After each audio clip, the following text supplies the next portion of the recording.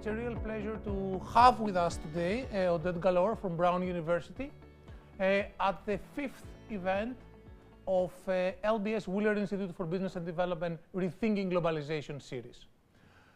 Let me say a couple of words before I introduce Oded. So the Wheeler Institute was established a couple of years ago, I don't want to remember how many, with the generous support of Tony and Maureen Wheeler, founders of Lonely Planet, who have given us so much pleasure with their great work, and who have been great friends of the school, I guess, since they left the school, since Tony left the school. So the objective of the Wheeler Institute is to support cutting-edge research on the intersection of business and development, because we believe that business can be at the service of the most underprivileged communities in the world, many in Africa, in Asia, in Latin America, but also increasingly so given rising inequalities in the countries where we live in. So the Rethinking Globalization series is our flagship event. We bring global thinkers who help us navigate the very complex and challenging environment. In the past, we hosted Geeta Gopinath, Chief Economist of the IMF, Abhijit Banerjee and Esther Duflo, Nobel Prize winners for their work in development economics, Rebecca Henderson and Thomas Philippon. So thinking about the world today, I think it's extremely interesting to think not only about the past, but how we have reached the current situation. And I think we couldn't find a more distinguished thinker than Oded Galor, one of my profession economics' greatest thinkers. Oded Galor is Professor of Economics at Brown University. And Oded has been a pioneer in the development of unified growth theory. I think it's useful to think, I think it was Einstein who said that the objective of researchers is to unify and integrate theories. And Oded has tried, he has embraced this very bold agenda to connect development with growth, so two fields that were not much discussing with each other, and bring into the discussion insights regarding and coming from climate, from geography, thinking about how culture was shaped in the past and how it affects today. So Oded has been, I think, among the very first people in economics to think about the coevolution of humanity and the growth process since the very first steps of humans leaving East Africa. So I could go on and discuss Oded's important contributions. I have some questions to ask him, but I think what is distinctively unique about Oded is how to approach big ideas with a very creative manner. So my best, in my view, your best paper was Das Human Capital, where he takes the Marxist thesis, extends it, and at the same time he proves it at the same time right and wrong, which I think is very useful. And Oded continued this work, some with Joseph Zeira, some with other co-authors on inequality, bringing this idea that there are deep forces that perhaps go hundreds of years back and how they shape today. Oded did another great service to economics, I think, writing a book called The Journey of Humanity, which in some sense is a synopsis not only of his work, but also of the many researchers that has followed his paradigm to think boldly about big ideas and how we can think about the past and the future of humanity. So his book, as I'm sure you have seen, has received a lot of praise. It's extremely bold and ambitious. And as I was telling Oded while we were walking here, it pushes us to think. So, we may agree or disagree with parts of it, but I think once we read it, we can go and have go back and say, oh, perhaps this I hadn't thought, or, I perhaps disagree with this, but it's an interesting twist. So without more, Oded, thanks big time for being with us. We look forward to your intervention. We have about 1,000 people registered on Zoom, so you can start posing your questions, and I will try to collect them and ask some of the questions of them to Oded. And given a course that we did with your advisees, Stelios Michalopoulos, Leonard Vansekon, and Nathan Nunn, where we attracted 27,000 people, mostly from Africa, on African economic history. That was done February till April. Many of our guests of our online guests come from Africa, where I think it all started. So, Oded, the floor is yours. Thanks a lot. Thank you very much.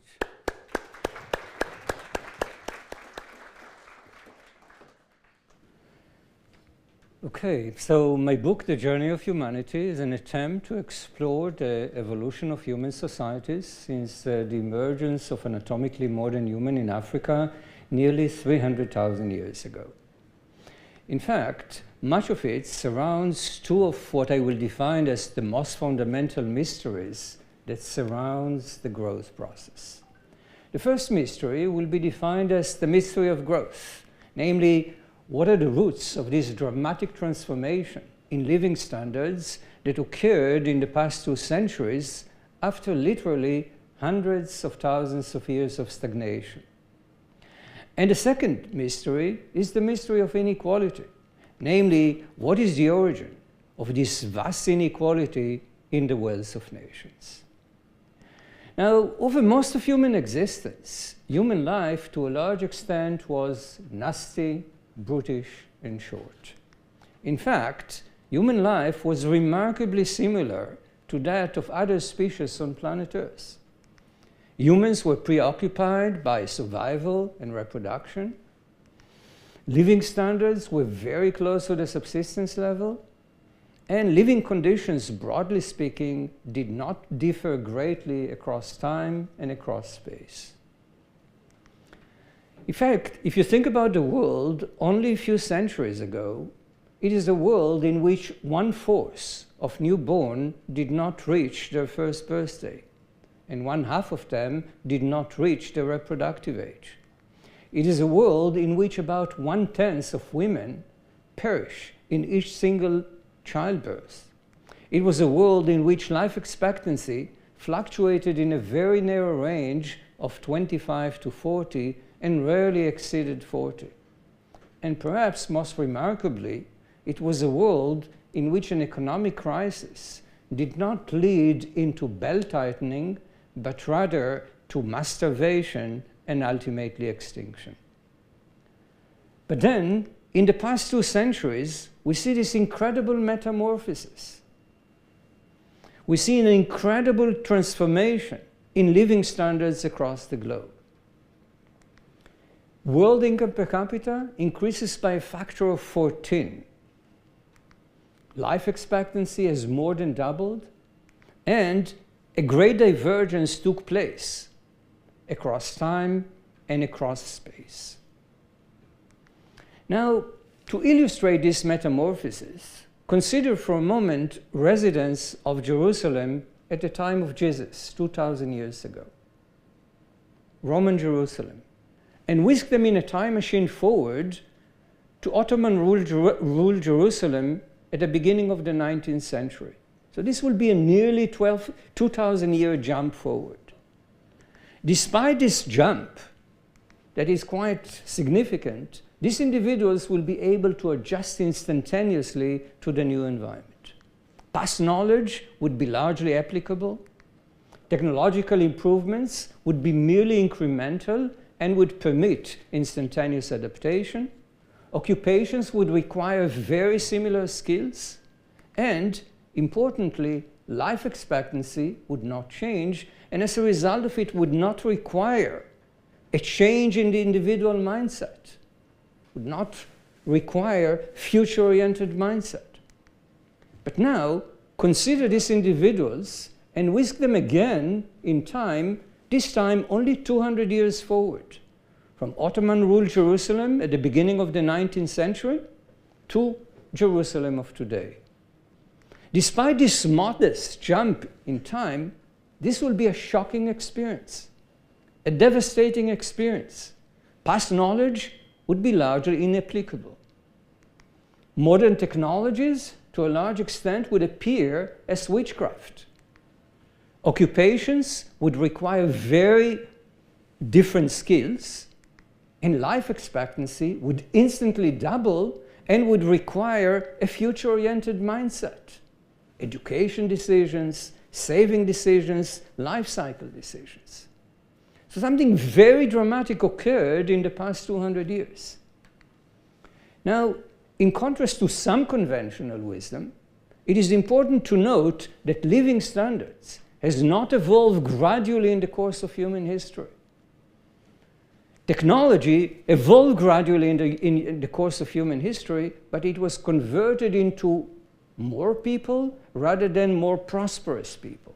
And as a result of it, what we see in the course of the past 200 years is a metamorphosis that is associated with what I will define as a phase transition, namely a change in the structure of the system once a tipping point has been reached. And this change is ultimately generating this dramatic increase in living standards. Now, we want to illustrate this change in income per capita and living standards. Consider the evolution of income per capita in the past 2,000 years. And as you can see quite strikingly, over most of human existence, living conditions are very close to the subsistence, and in fact, they evolve very close to the subsistence level for a prolonged period of time. But then, in the past 2 centuries, we see this incredible jump in living conditions. As I said earlier, 14-fold increase in the standard of living across the globe. Now, in fact, if I would take this graph and I would remove the axis from this graph and I would show it to a random scientist, most people would think that this is in fact the output of a seismograph that detects tectonic activity. And what we see here is an eruption. In fact, this is not the output of a seismograph. This is the evolution of income per capita in the course of human history. Namely, what we see is this dramatic transformation. It appears like a major eruption, but this is precisely how income per capita evolved in the world economy in the course of human history. Now, importantly, this takeoff is not taking place at the same time period across the globe. Some societies are taking off earlier than others.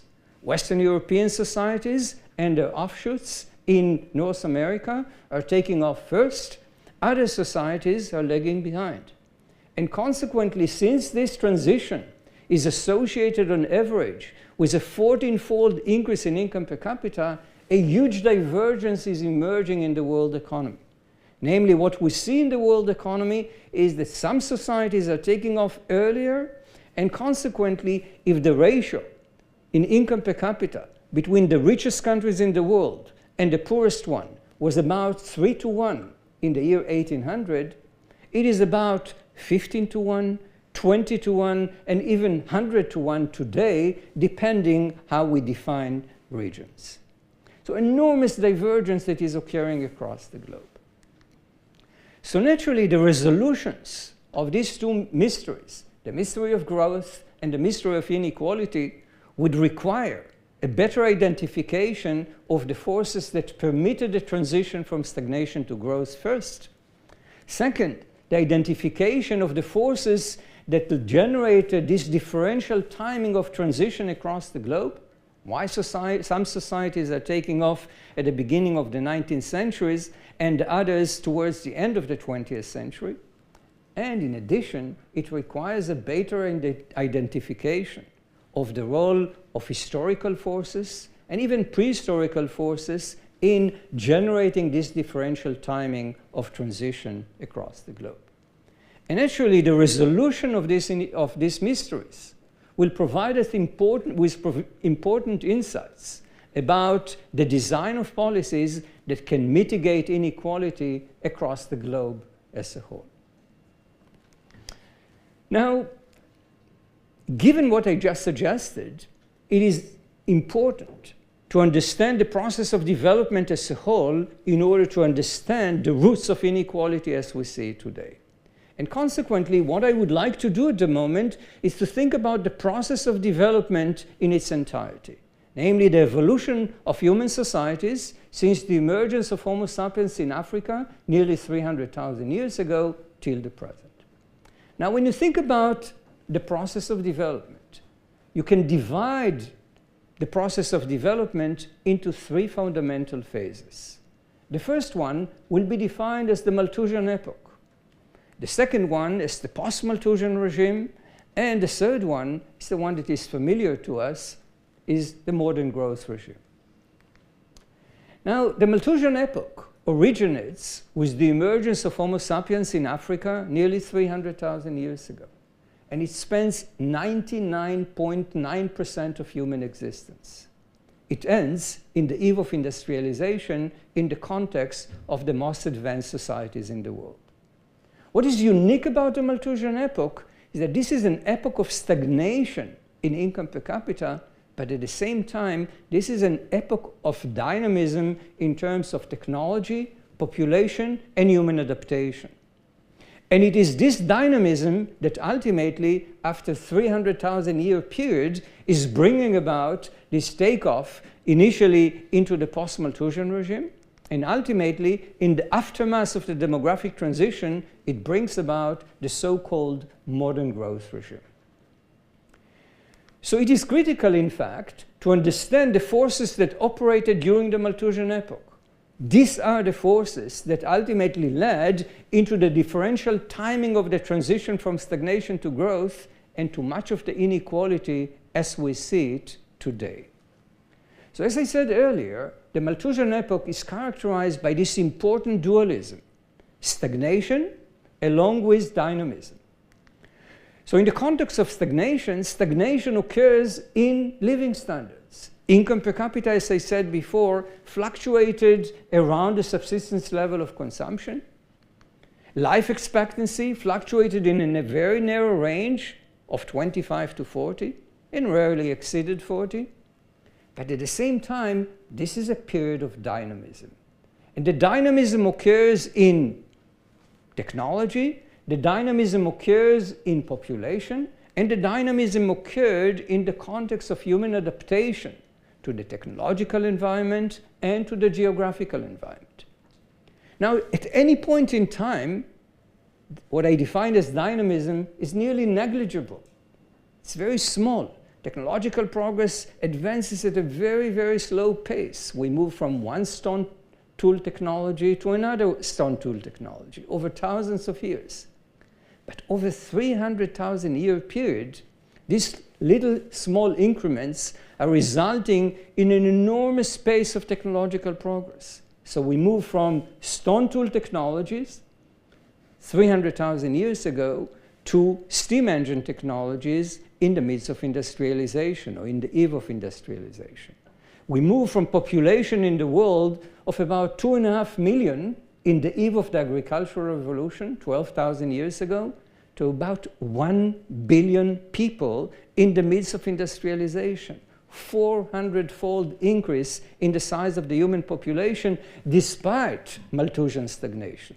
And at the same time, we see great adaptation of the human population.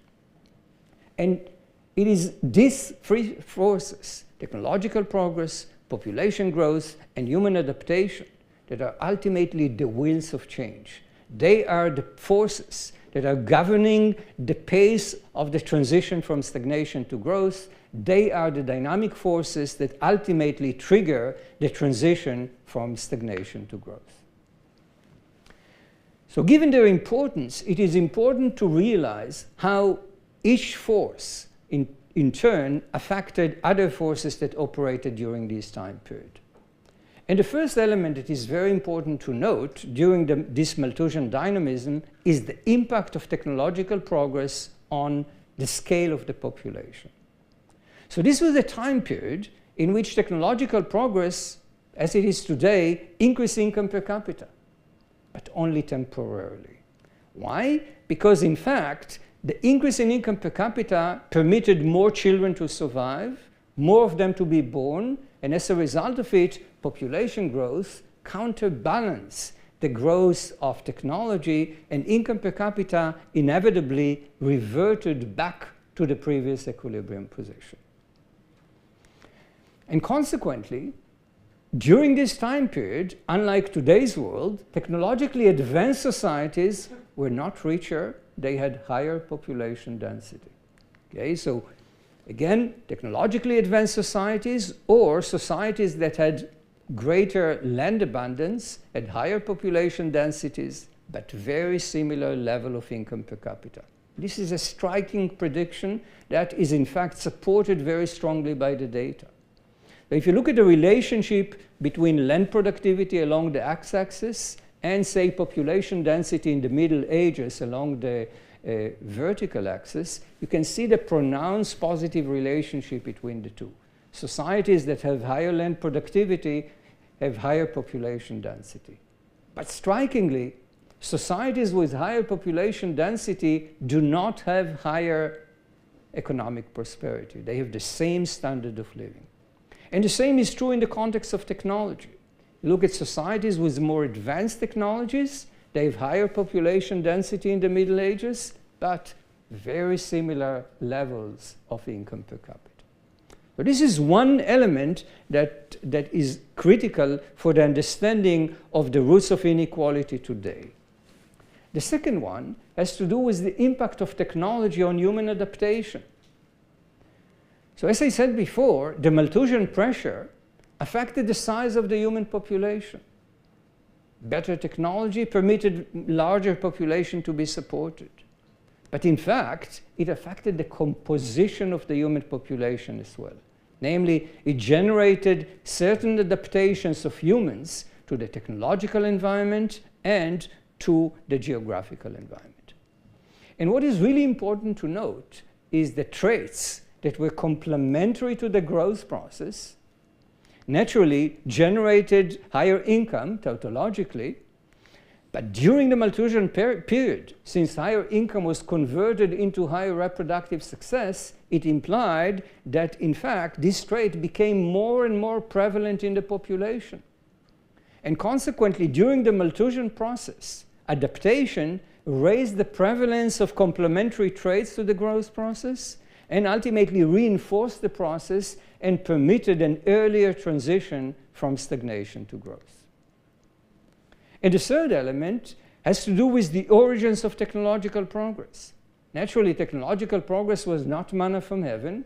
It was affected by the size of the population, the potential number of innovators, the demand for innovators, and at the same time, the composition of the population, how adapted people are to the technological environment.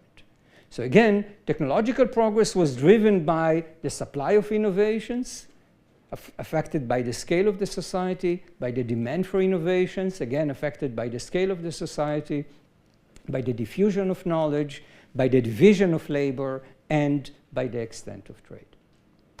So what we see in the course of human history is the rotation of the wheels of change. And during the Malthusian epoch, it is the time period in which the size of the population and the composition of the population are affecting technological progress. But in turn, technological progress permits larger population to be sustained and permits greater adaptation of the human population to the technological environment. So in the course of human history, we see this reinforcing mechanism between technology and the size and the composition of the population. And this implies that over time, as I said earlier, technological progress becomes more and more rapid. And ultimately, it reaches a critical point, a tipping point. When this critical point is being reached, the environment is changing so rapidly that in order to cope with this rapidly changing technological environment, people must invest in themselves. They must invest in their education in order to learn how to navigate this stormy technological environment. Responsible parents start to invest in the education of their kids. But naturally, investment in education is not a free lunch. It must come on the account of other elements in the budgets of these individuals. These individuals live very close to the subsistence level, so they cannot economize on their own consumption.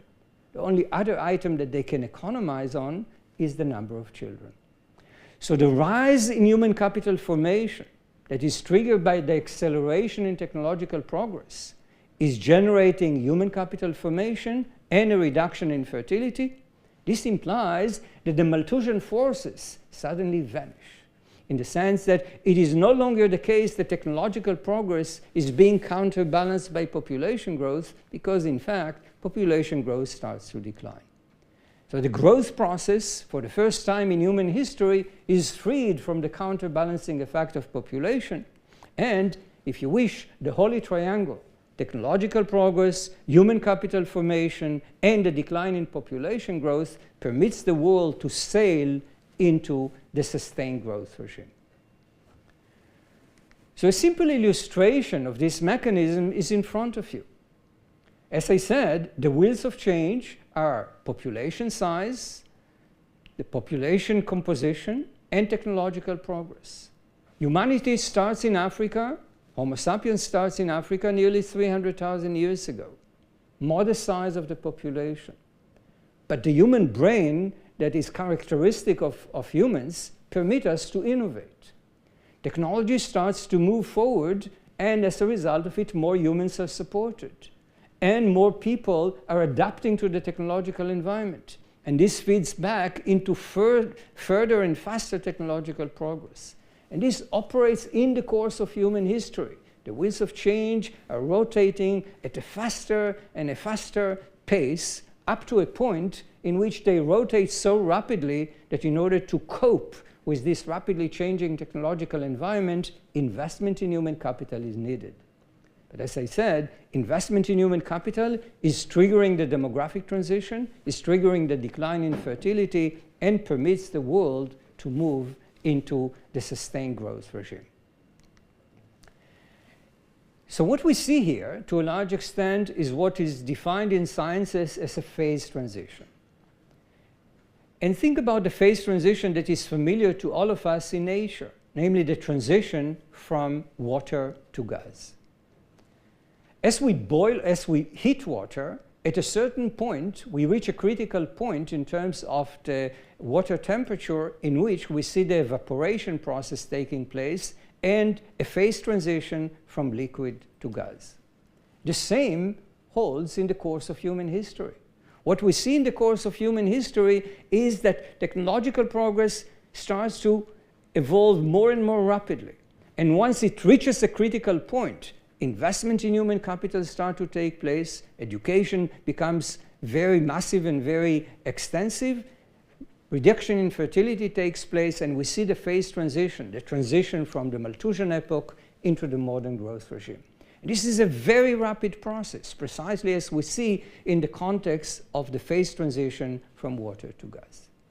But importantly, when you observe the transition from water to gas, and you observe the evaporation of water molecules, you must have noticed that not all water molecules are moving from water to gas at once. Some are moving earlier than others. And as a result of it, there is a divergence in these water molecules. Precisely the same process is occurring in the course of human history. Some societies are taking off earlier than others, and as a result of it, an enormous divergence is being created in the world economy. So to a large extent, the roots of global inequality has to do, as I said, with this differential transition from stagnation to growth that occurred in the past 2 centuries. Now, so if we think about inequality today, we ask ourselves, what are the roots of this inequality? It is tempting to think that, in fact, this inequality is related to cross-country differences in education, in physical capital formation, and in technological levels, namely the proximate causes of uneven development. But then, of course, the question is, why is it the case that some societies fail to efficiently invest in education and in machines? Why is it the case that some societies fail to adopt advanced technologies? And this brings us into the most fundamental questions: what are in fact the historical and the prehistorical barriers in the process of development? Namely, what are the deep-rooted factors behind the roots of inequality as we see it today? Now, we can think about institutional factors, we can think about cultural factors, but naturally institutions and culture themselves are endogenously determined. They are rarely manna from heaven. And this will bring us into the ultimate forces, namely the role of geography and the role of human diversity, as I will explain momentarily. So let's start with institutions, and let's start with the fingerprints of institutions. So as we know, in the course of human histories, different societies are adopting different forms of institutions. We see the emergence of growth-enhancing, inclusive institutions, democratic institutions in some regions of the world. And we see the emergence of growth-retarding, extractive institutions in other regions of the world. And indeed, a significant portion of the inequality that we see across the globe can be traced to this divergence in institutional characteristics. But as I said before, institutions are rarely manna from heaven. There are few instances in human history in which institutions emerge rather randomly, but typically institutions are reacting to the economic environment, and they evolve in a way so as to smooth the rotation of the wheels of change. So let's think for a moment about these random critical junctures in which institutions evolve in the course of human history. So certainly the Black Death can be viewed to a large extent as a random event. And the Black Death has a tremendous impact on the scarcity of labor and the decline of feudalism here in the United Kingdom. And this decline in feudalism is associated with the emergence of property rights. It is associated with, perhaps later on, industrialization. So perhaps this critical juncture is associated with the fact that England industrial first. Second, we can think about the Glorious Revolution and its impact on constitutional monarchy. Again, the Glorious Revolution, again, can be viewed as a random event. It is quite possible that, in fact, James II would have defeated William of Orange in the battlefield, in which case we would not see constitutional monarchy, we would see the persistence of absolute monarchy, and perhaps industrialization would occur in somewhere in continental Europe. So again, it is possible that critical junctures made a tremendous difference in the context of industrialization in England. Or if you think about the classical example of this division of Korea along the 38th parallel, naturally this division created a communist hell in the north and perhaps a pseudo-Western heaven in the south. And this is entirely random in the sense that the division could have been along a different line, and it could have been the case that the north would be a sphere of influence of the west and the south would be a sphere of influence of capitalism.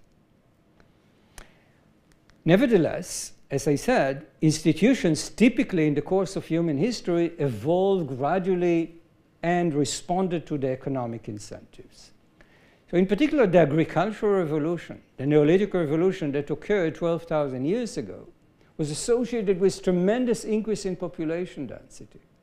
And this increase in population density generated a demand for institutions that can create cohesiveness in human society. It can assure that property rights are properly respected. It assures that public goods can be constructed, etc. Or we can think about another geographical endowment, say the suitability of the land for the cultivation of crops that requires large plantations.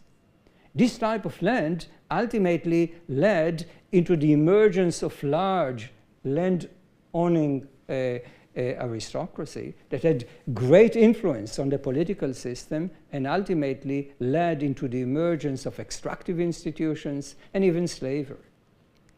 Or we can think about the disease environment, say in sub-Saharan Africa, and its impact on the delayed adoption of centralized institutions. So broadly speaking, when you think about the fingerprints of institutions, this is not the most primitive element that one should consider. Institutions are very important, but typically they have underlying forces, geographical forces, and, as you will see momentarily, human diversity as well. So as we peel gradually the different layers of influence on the roots of inequality today, we can move back into the understanding of what I will define as the cultural factor, namely the emergence of differential cultural traits in different regions across the globe. What we see in the course of human history is the emergence of growth-enhancing traits, social capital, in some regions of the world, and the emergence of growth-retarding traits, such as, say, family ties, in other regions of the world. And this was invoked, for instance, to explain the divide between northern Italy and southern Italy, a country that is naturally having similar institutions, but nevertheless, divergence in cultural traits is leading into divergence in economic prosperity. But again, typically, cultural traits are not manna from heaven. Naturally, social capital did not emerge out of the blue in northern Italy, and family ties did not emerge out of the blue in the southern part of Italy. There are, of course, instances in which we see random growth-enhancing cultural mutations, if you wish, that are persisting over time. And perhaps the best example is in the context of Judaism. In the 1st century CE, certain sages are imposing the demand that Jewish boys must learn how to recite the Bible and stand in front of the community by the age of 13. It has no economic justification whatsoever. It is entirely capricious at the time, but nevertheless, this cultural mutation persists over time because ultimately human capital, education, became highly rewarded in occupations that emerge over time, particularly in the urban sector. Or we can think about the Protestant Reformation and its impact on the emphasis on thrift and entrepreneurship that again persisted over time, despite the fact that the initial motivation was not an economic motivation. Again, the economic mechanism ultimately allow these cultural mutations to persist. But as I said, cultural traits largely evolve gradually in the process of development. They evolve and they adapted to the economic environment, to the technological environment, and to the geographical environment. So for instance, the rise in the return to human capital gradually increased the predisposition of individuals towards investment in child quality, investment in the education of children.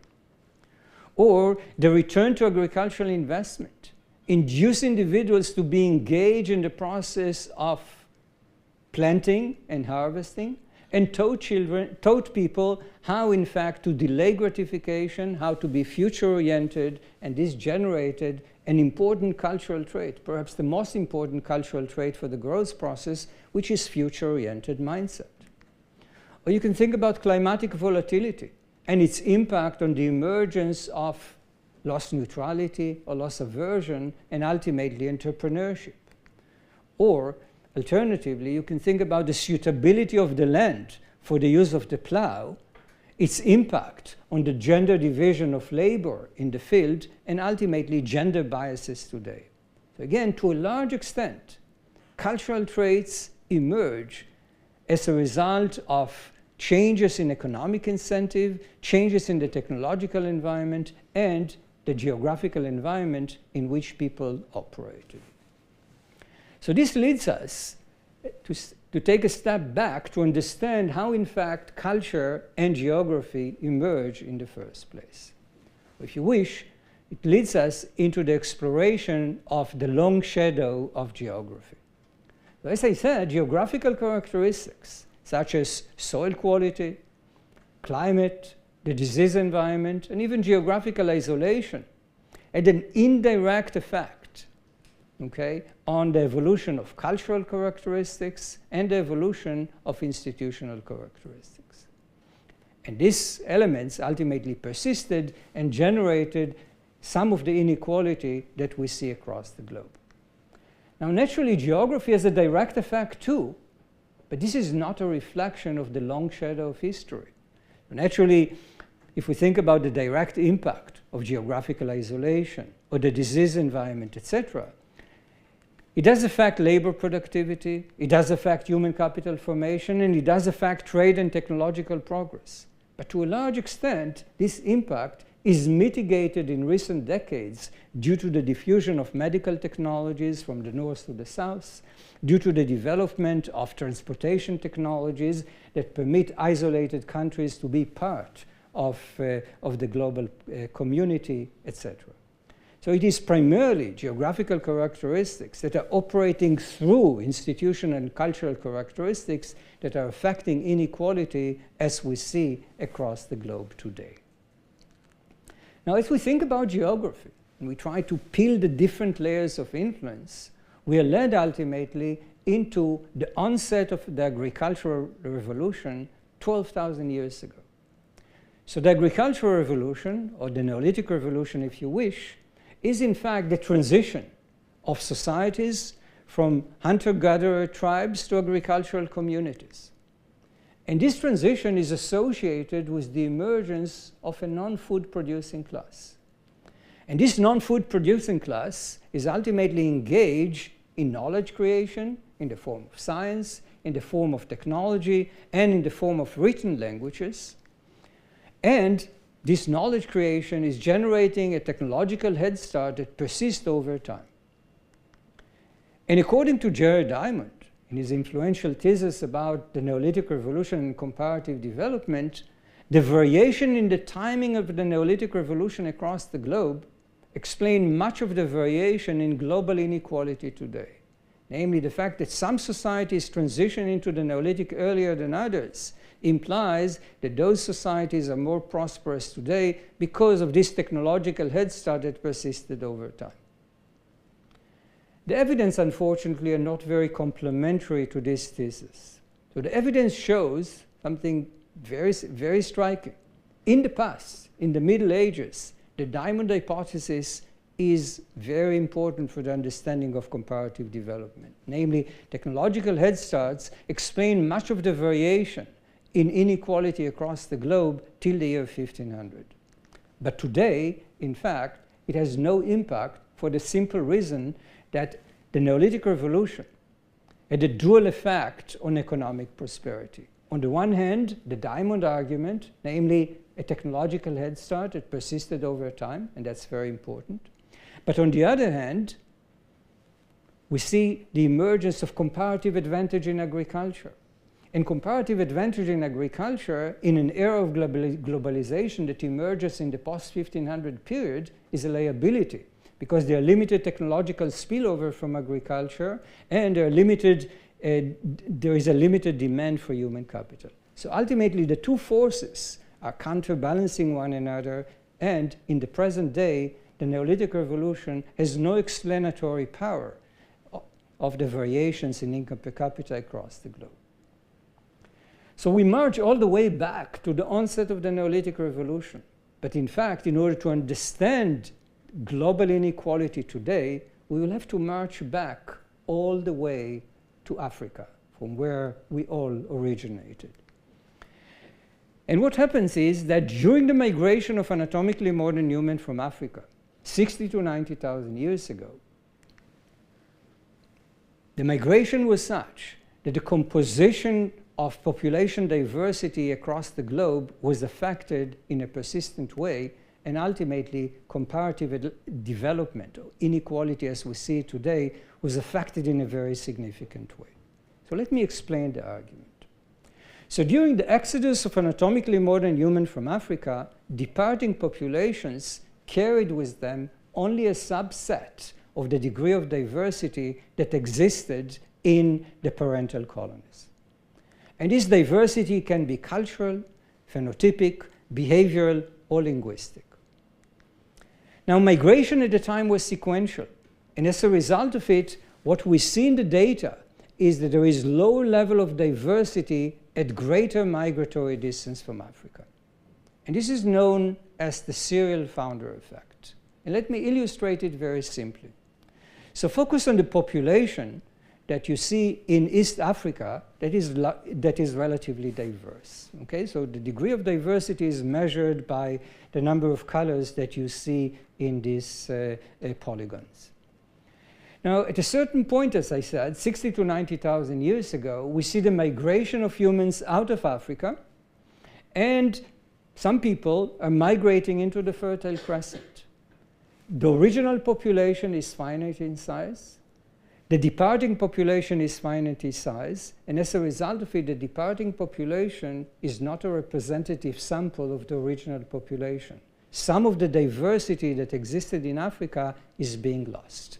And as a result of it, the population that you see in the Fertile Crescent is less diverse than the one that existed in Africa. The process continues, and at a certain point, people are migrating into Europe 45,000 years ago, and gradually into the Americas. They cross the Bering Strait 25,000 years ago, and they march into South America nearly 14,000 years ago. And the further they depart from Africa, the less diverse they are. As you can see, the least diverse population are in South America, and the most diverse population are in Africa. And the evidence are very striking about it. So if you look at the axis, these are migratory distance that humans had from Africa in 10,000s of kilometers. So those population in the right end of the x-axis are Native Americans in America today. About 30,000 kilometers migratory distance from Africa. And as you can see here, the most diverse population is the African population, followed by the European population, by the Asian population, by Oceanian population, and by the African population. So the migration out of Africa affected the composition of the human population across the globe. Why is it so important? Well, it is important because diversity has conflicting effects on productivity. On the one hand, diversity has beneficial effects on creativity and innovations. Namely, it generates cross-fertilization of ideas, complementarities in the production process, and this is beneficial for innovations. But on the other hand, diversity is associated with social non-cohesiveness. It generates mistrust. It generates disagreement about the desirable public goods, the amount of investment in education, the amount of investment in health, or just political division. And consequently, it is associated with conflicts.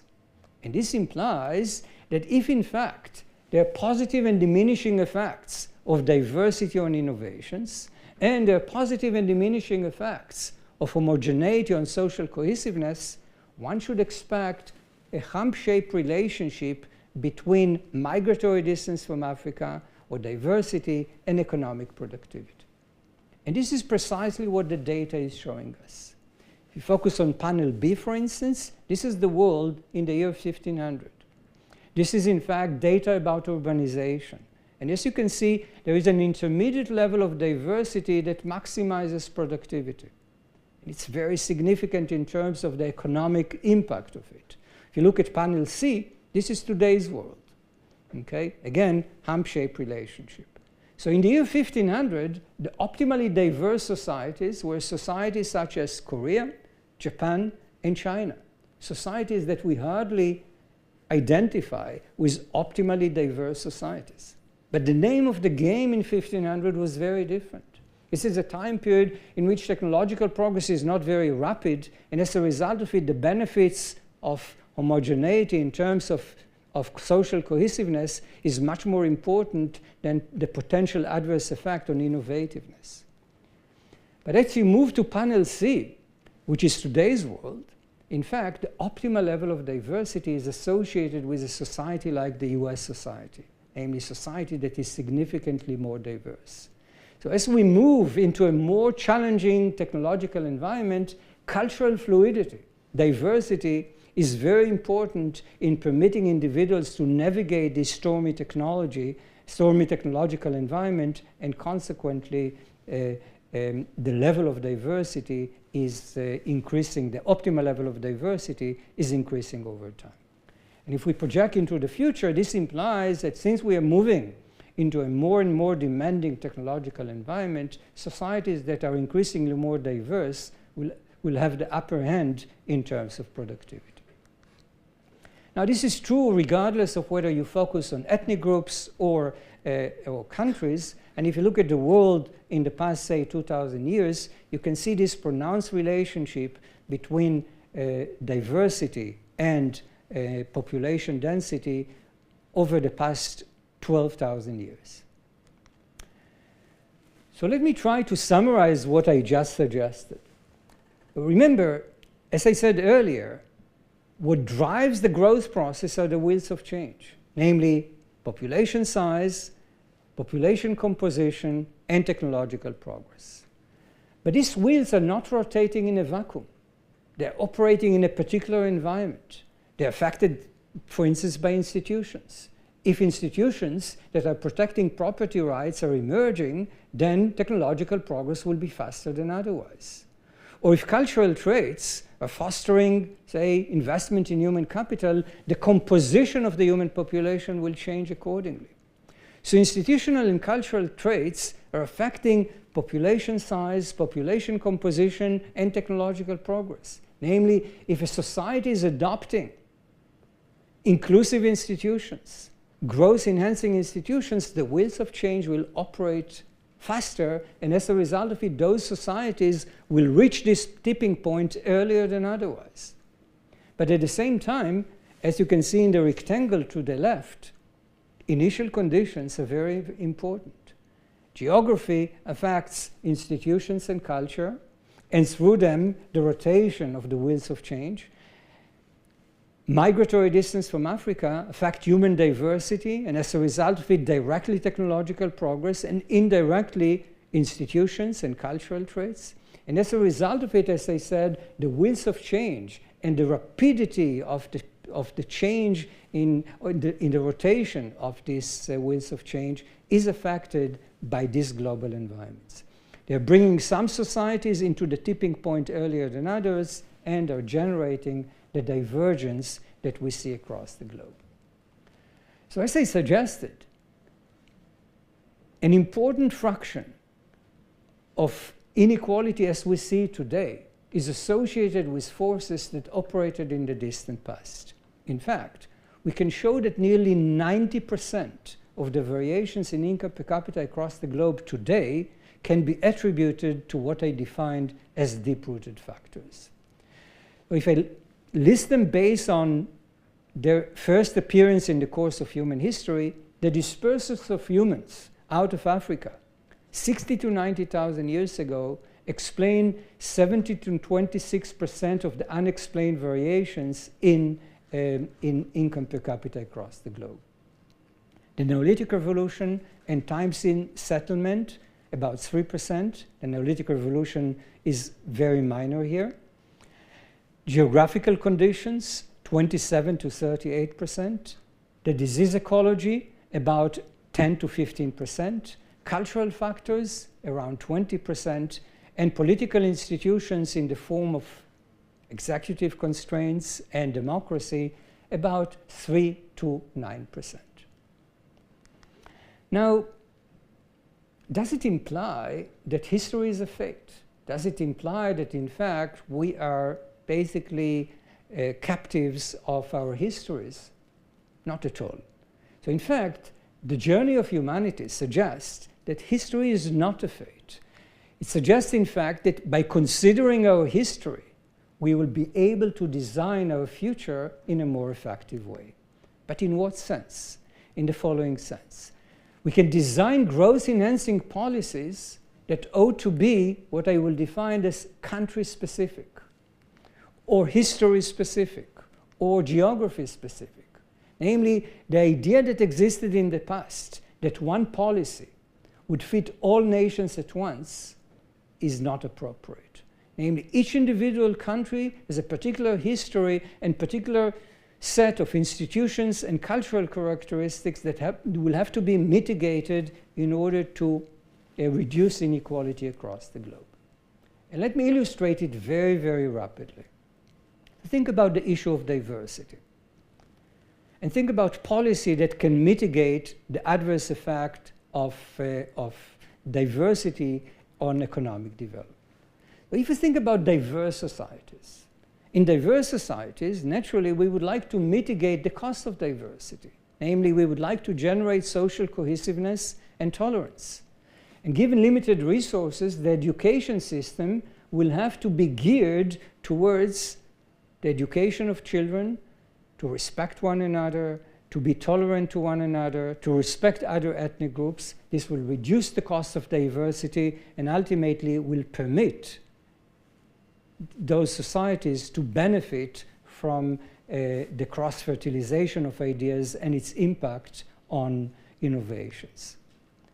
Now think about societies at the other end of the spectrum, societies that are relatively homogeneous. Education policies in these societies will be nearly the opposite. Namely, we would like in these societies to educate children how to challenge the status quo, how to think outside of the box, how to be perhaps less obedient than others, so as to generate the pluralism that is missing in these societies. Again, by understanding the history of each society, we can design policies that will target the difficulty that we see.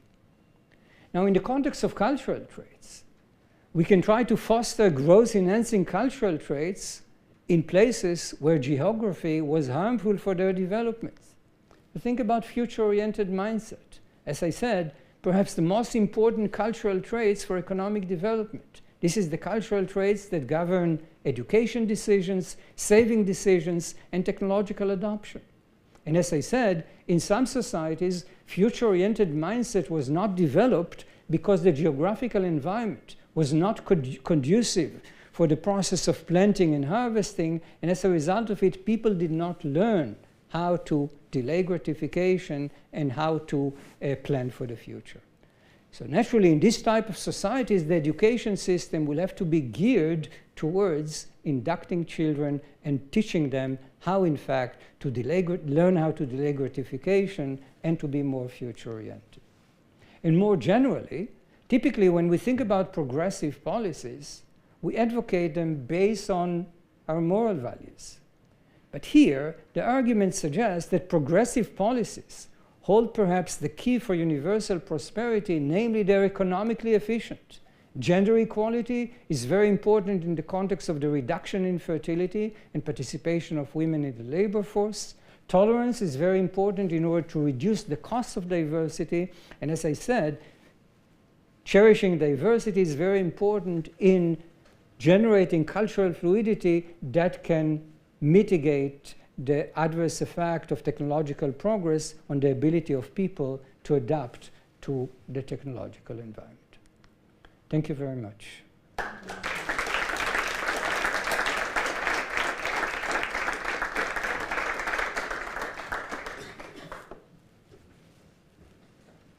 So thanks, Oded. This was like super fascinating. Like it was like mind-blowing. Like in half an hour or so, 40 minutes, like to go over the history of humanity since the time I guess we left Eastern Africa. So I have many questions. We're also a bit running out of time, so I don't want to monopolize the Q&A. Let me try to make two questions that I'm sure you have thought, given your work. Those migratory movements, as you said, were incremental and gradual. But what we are seeing nowadays, I guess it started some decades ago, is we see big migratory flows, some voluntary. So I have left Athens to be here, but also a lot of forced displacement, as we sadly see in many parts of Africa. So I understand that culture evolves and institutions evolved when those processes were kind of gradual, but now we see them very quickly. And people, you know, speaking at LBS, are not particularly willing to change the institutions, not to say how they conduct business or, you know, their cultural traits. So what is your view on that? And, you know, I have a follow-up question.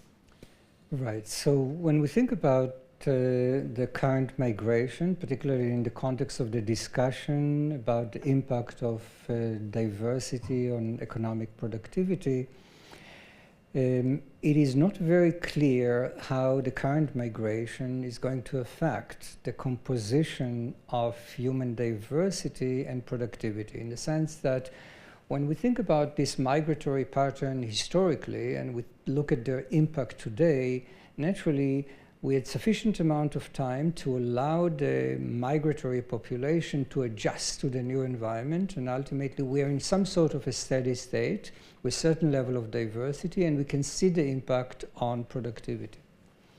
But when we think about a very rapid migration of individuals from one region of the world to another, then, as you suggested, there will be perhaps a cultural mismatch, institutional mismatch that is generating friction in the short run, and as a result of it, increasing the social non-cohesiveness to a large extent. So it depends very much how long it takes for migrants to absorb into the local population in terms of the adaptability of their cultural traits. And if it's a matter of 2 or 3 generations, then again, the question is, what is the objective function of the policymaker or individuals in society, how patient you are, in the sense that the benefits will not occur instantaneously. The benefit may occur, but with some delay, and consequently certain friction will emerge in the context of the desirability of this migratory pattern. So it's not as straightforward as it may appear. In addition, what is really important to note is that diversity that is affecting productivity is mostly diversity within groups as opposed to mixing different groups. So within group diversity is an order of magnitude more important than diversity between groups. So it's not really about mixing several populations, it's about the diversity within populations, in which case, as I said, I cannot answer unambiguously in a good scientific way the question that you ask, in the sense that it's a there is no clear answer.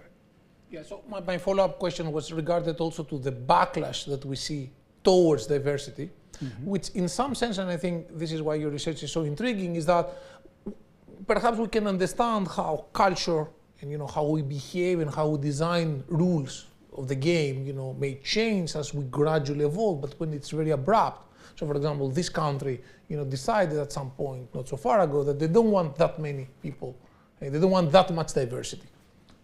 So you can also have like the other way around, like the backlash that we see not only in this country but in many other parts of the world. I think that my research should guide people about what they can expect diversity to generate for them in the long run.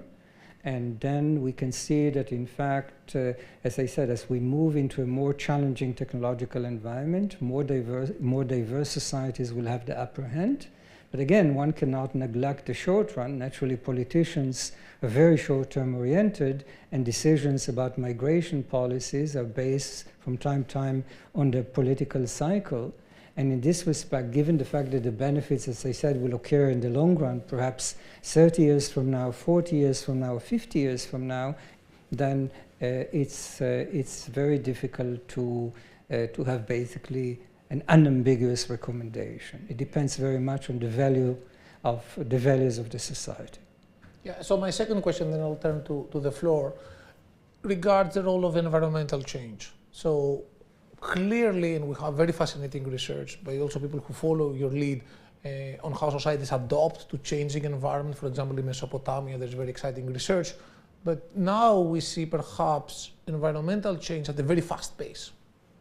So how do we see this affecting those wheels like technology, how people behave?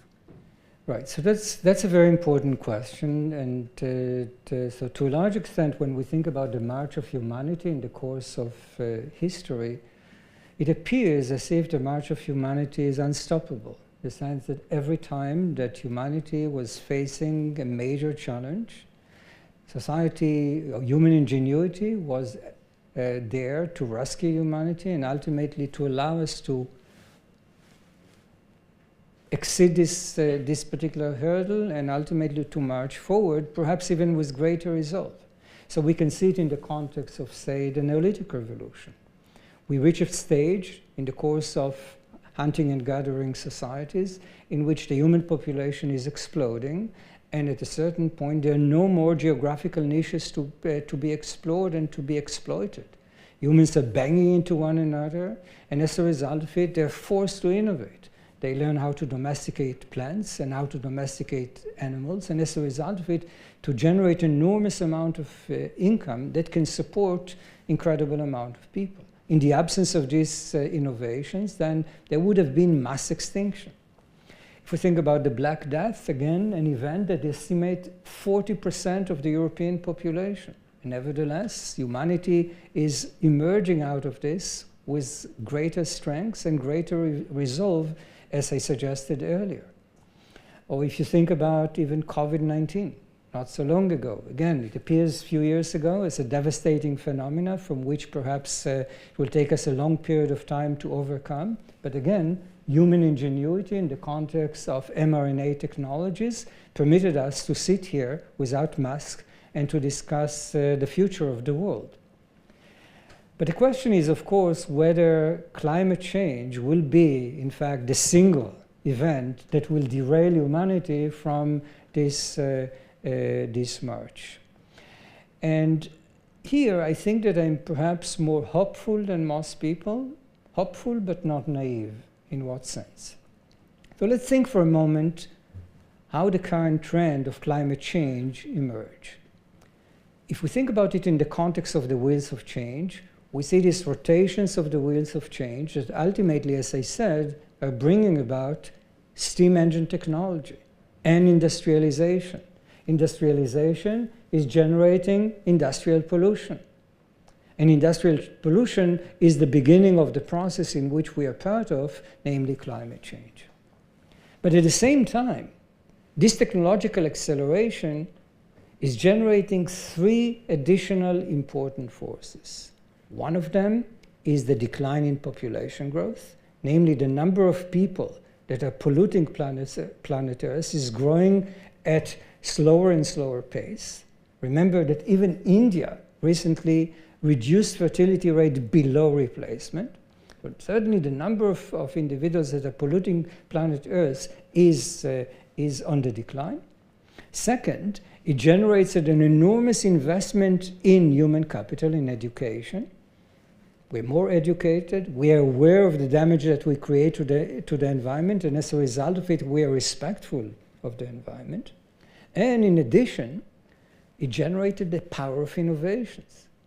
We are much more powerful. Human ingenuity was there always, but now we have an incredible power of innovations that, as I said, in the context of COVID-19, rescued us from a potential catastrophe in a very short period of time. And again, I believe that human ingenuity will be there to rescue us in the context of the next 3-4 decades. And this is not based on naivete, it is based on the fact that first, as I said, population growth is declining, and as a result of it, there is certain mitigation of the environmental degradation that we experience. Second, we are adopting environmentally friendly technologies as part of this human ingenuity, and this is important. And we are enforcing environmental standards more and more strictly, and this will buy scientists the 3 or 4 decades that will be needed to the emergence of these revolutionary technologies that at the moment we cannot foresee. But think about any technology that was really significant, that was transformative in the course of human history. We could not have envisioned it 3 or 4 centuries or 3 or 4 decades earlier. And the same will be true here. In 4 decades from now, we will see new technologies that will be able to reverse the current trend of climate change, and we will have the 4 decades to develop it, precisely because of the fact that this change, a tipping point that was reached, is permitting us to have lower population growth, greater power of innovation, and greater human capital formation. I like the optimistic view, although I'm worried that perhaps there's some other non-linearity on climate change that we don't necessarily understand. So let me open the floor. Let's take a couple of questions. Perhaps you briefly introduce yourself. Please try to have your questions short so we have more time. Please. Good evening, Elias. Good evening to you all. Today is my first day to be here. Thank you very much for the opportunity. I did attend the 12 weeks course you did in terms of the what's it called, the history of African economic development through the lens of that. So I was inspired. So prior to me coming here, I wrote something about what Oded Galor talked about, the importance of education. Just to make it simple, to be precise, my name is Bakari Doumbia. I'm still waiting for my recognition letter. And yeah, thank you very much. You know, education is very, very important. I I fled from the civil war from Sierra Leone about 22 years ago. So I've been in the UK throughout my life. So education has been one of the most important things. As during your lecture, Oded Galor, you mentioned about the fact that one of the underlying issues is to educate young people, and that's one of my aspirations as a social aspiring entrepreneur. And the question I would like to ask is that, because I'm coming from a two different school of thoughts in terms of education. So traditionally, I studied my first degree as business administration, pretty much as traditional mindsets, wherein you learn about the fact that, according to what they've suggested, that you are not born leader. You have to be born in people in terms of the definition. Going back when it comes to philosophy, is very, very important. I'm yet to publish a book about that. So long story short, and from a master's perspective, is design innovation management. And you mentioned factors about geographical issues, and climate change is a serious crisis. Based on my own research, and because science have been putting more focus on predicting, because we can't go into the future without today. You mentioned very, very important factors. We need to go back and understand the history, and then for us to gather some meaningful insights, as we would say in the field of design thinking.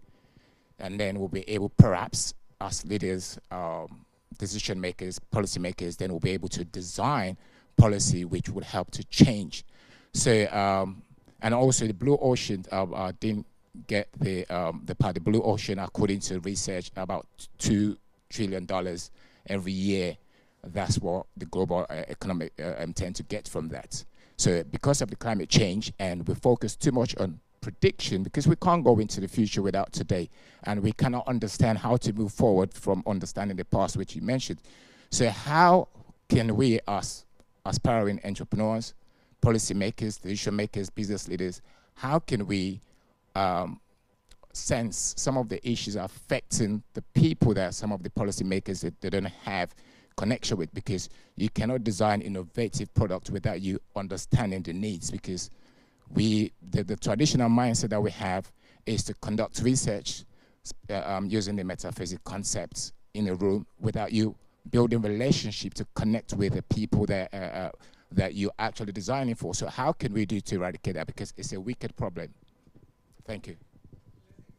And then Oded will have time to, please. Oh, sorry. Please. Hi. Hello. My name's Katie. I'm a current LBS student. You mentioned, these early historical factors and the phase transition. And after that phase transition, the pace of change is so fast. I would expect that to kind of overwrite the early factors. But then at the end, you say that explains 90% of the inequality today. I would expect things, like the industrialization, colonialism, to have kind of overwritten those early factors. Can you just kind of elaborate on that a bit to help me understand? Thank you. Yeah, hi, my name's Crispin. I'm a future LBS student. Regarding the diversity and the migratory patterns, kind of where does the Aztec Empire fall within that? Because they were quite far advanced, especially given the amount of time that they had before, say, the colonization from the Spanish Empire. So just, are they just viewed, is that a bit of an anomaly? Or, yeah, I just wanted to hear your thoughts around that. Related to colonization, the big shocks that hit the world economy in the 16th, 17th century. Right. So you're right. My statement was that initial conditions are very important, but at the same time, we do see very rapid technological progress, very rapid changes that occur in the past 2 centuries. And you're asking how come that these processes cannot overcome the legacy of the past. So as I said, when you think about these processes are long-lasting, and they're affecting the timing of the transition from stagnation to growth. And consequently, they are permitting some societies to take off relatively early. Other societies are condemned to take off much later, and consequently, much of the divergence that we see across the globe is taking place during this differential timing. Now, if you would like to think about what will happen in the coming, I mean, what will be the prediction of the model in terms of future convergence, then the model will suggest that given the fact that regions are taking off, and given the fact that the takeoff is associated with technological acceleration, then we will see some convergence across the globe, and we will see that some of these initial conditions will be mitigated over time. But again, if we see persistence of cultural traits, and much of the research that is conducted today suggests that cultural traits are very persistent, and we see the persistence of institutional traits, then some of the inequality that we see across the globe will persist over time. Now, as to the issue of diversity, I did not fully. Can you summarize the question? I mean, for the answer. Yes. So, Can I ask again? yes. Just simply regarding the migratory patterns, Mm-hmm. South America being one of the last places to be, Right. I guess, migrated to, there was a relatively short period in which, say, productivity could occur in that area compared to Europe, but yet the Aztec Empire managed a quite high population density, and therefore that would have, say, led to more technological Yeah. revolution. Okay. So yes. Sorry. So yes. So certainly, I mean, as I said before, I mean, we see the crossing of the Bering Strait 25,000 years ago. We see the marching into North America, perhaps 21 to 25,000 years ago, and we see the marching into South America around 14,000 years ago. If you think about Malthusian adaptation, this is typically a matter of a few centuries, and therefore this is a very long period of time that would permit, in fact, all these populations to reach their Malthusian equilibrium. So in this respect, both if you think about 1500 or 1491, both Europe and Asia, or the old world and the new world, are in a Malthusian steady state equilibrium. So in this respect, I mean, we should view them as being in a Malthusian equilibrium. Some societies are more productive than otherwise. Some societies are more innovative than otherwise. And this is reflected, as I said earlier, in greater population density, not necessarily in greater material prosperity. But this is, to a large extent, orthogonal to the issue of diversity. It is related to the migration out of Africa and the fact that these are areas that are populated relatively late. But nevertheless, despite the fact that they're populated relatively late, they reach a Malthusian steady state, and we can make a valid comparison between the old world and the new world. Please.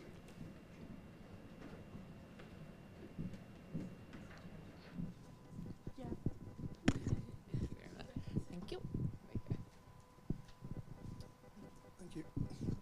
Hi, I'm alum, LBS alum, Sloan 2020. I want to just unpack a bit more about the climate change, which you touched on a few minutes ago. I think this is very important and something that we all need to focus around. You mentioned technological change is going to be very important, and I think that is the case.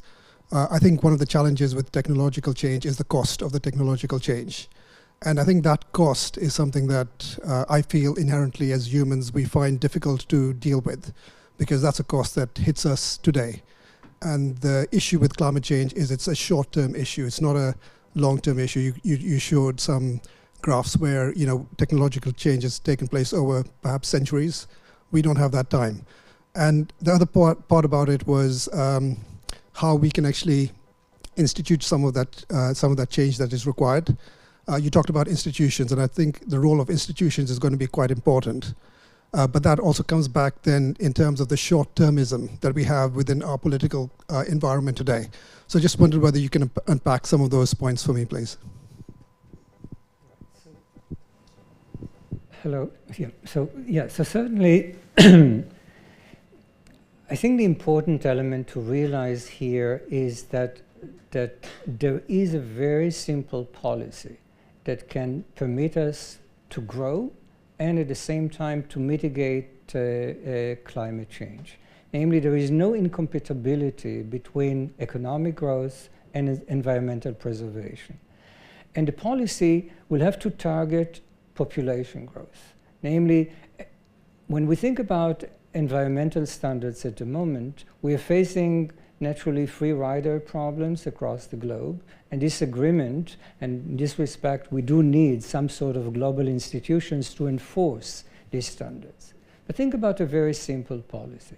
So what I showed in a research of mine is that if you can reduce population growth today in the world by 1%, you can increase the growth of income per capita by 7% and still maintain carbon emission precisely at the same level.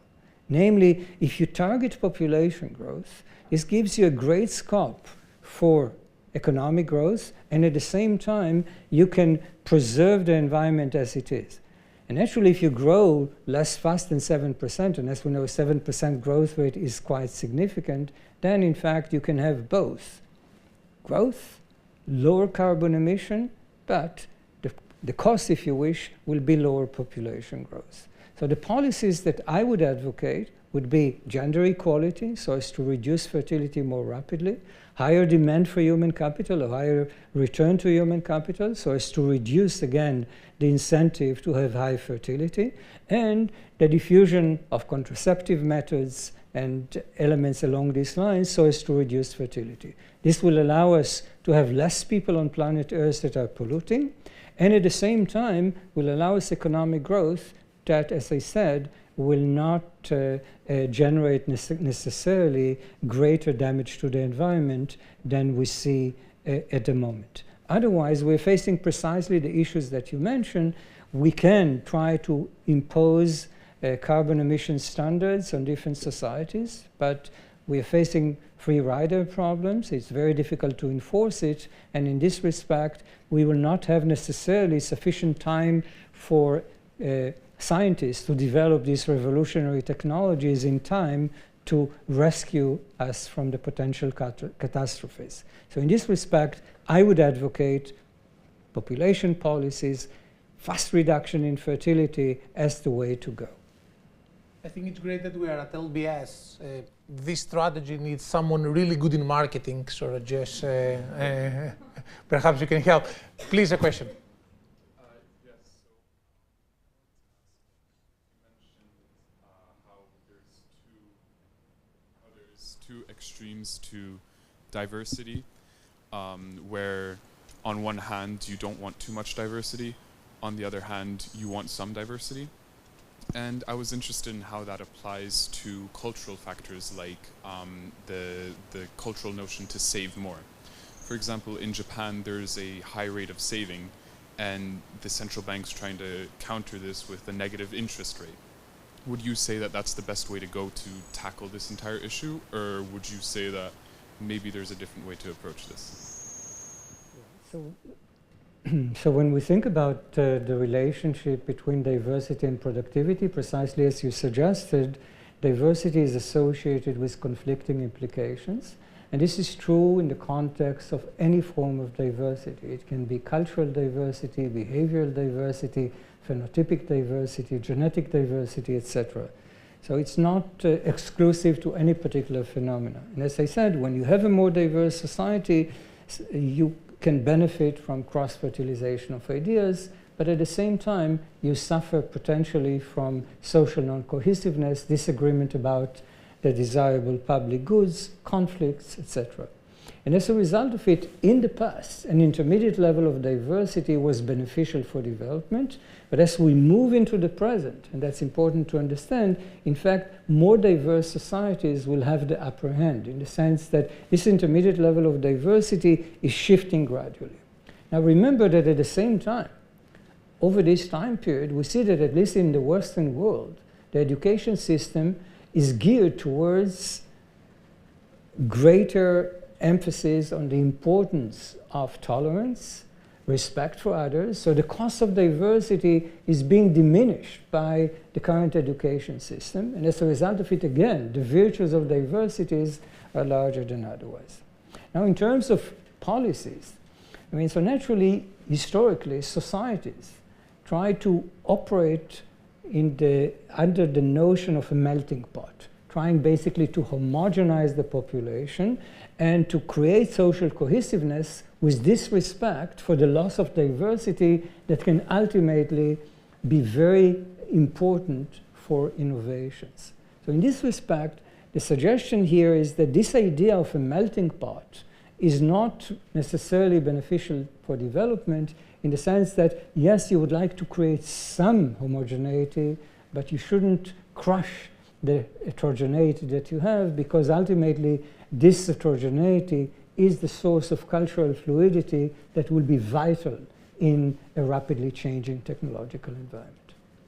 And if I was to add a couple of remarks here, given what we have done at the Wheeler Institute in the past couple of years. So through your lens, we hosted Daron Acemoglu a couple of years ago when he was also presented with an honorary doctorate from LBS. So you can think about institutions to mitigate those conflicts that emerges in a heterogeneous kind of society. And we also hosted Raj Chetty, who presented his very fascinating work on the origins of inequality now within the US mostly. And one of the research findings is that early human capital interventions that stresses tolerance and respect and the need to understand the others could be beneficial individually, having like higher wages or, you know, succeeding in a business school, I presume, but at the same time also mitigating this conflict that emerges from your research. And I find these complementarities of the research ideas that we had here as very intriguing. I know that we're running out of time, and Tiago here is very, it's a cross-cultural thing at the Wheeler Institute. As a Greek, I'm always late, but he is Portuguese and very diligent.